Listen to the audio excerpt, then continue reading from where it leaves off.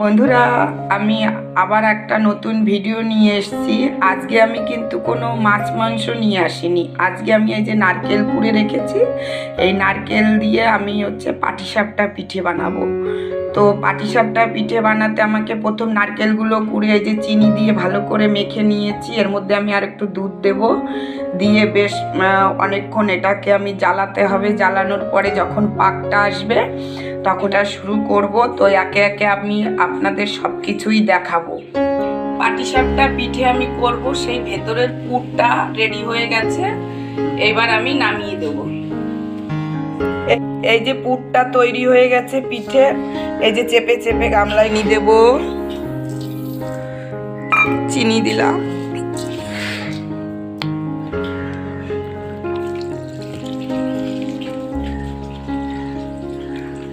এর ভেতরে একটু আমুল দুধও দেব। আমুলটা দিলে ভালো টেস্ট হয়।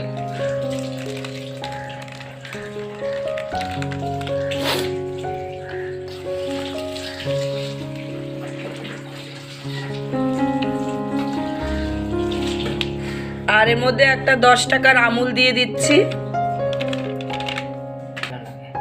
তো বন্ধুরা, পিঠেতে সামান্য একটু নুন দিয়ে দিচ্ছি, কারণ নুন না দিলে আমাদের তো মনে হয় নুনটাই টেস্ট লাগে কেমন। অনেকেই নুন দেয় না, কিন্তু নুন দিয়ে একবার একটু খেয়ে দেখবেন কত ভালো লাগে খেতে। বন্ধুরা, তো আমাদের এই যে দেখুন গোলানো হয়ে গেছে। এখন আমাদের পিঠের ওপরের অংশ যেটা আমরা করব আর কি রুটির মতো, সেইটা আমাদের গোলানো হয়ে গেছে।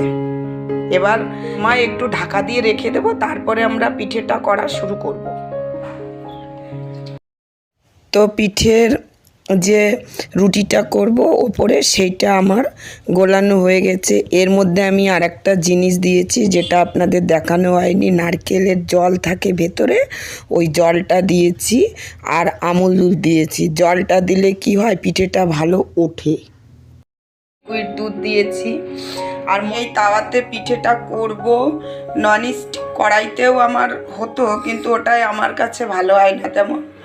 আমি ওই জন্যই তাওয়াতে করব। এই যে আমি তেল রেখেছি, এইগুলো এই সরঞ্জাম দুটো একটা প্রথম বানিয়ে দেখি কেমন হয়। এই যে প্রথম তেল দিয়ে, এই যে বেগুনের ডাঁটিতে আমি তেল দিলাম। তেল দিয়ে এই যে দিচ্ছি।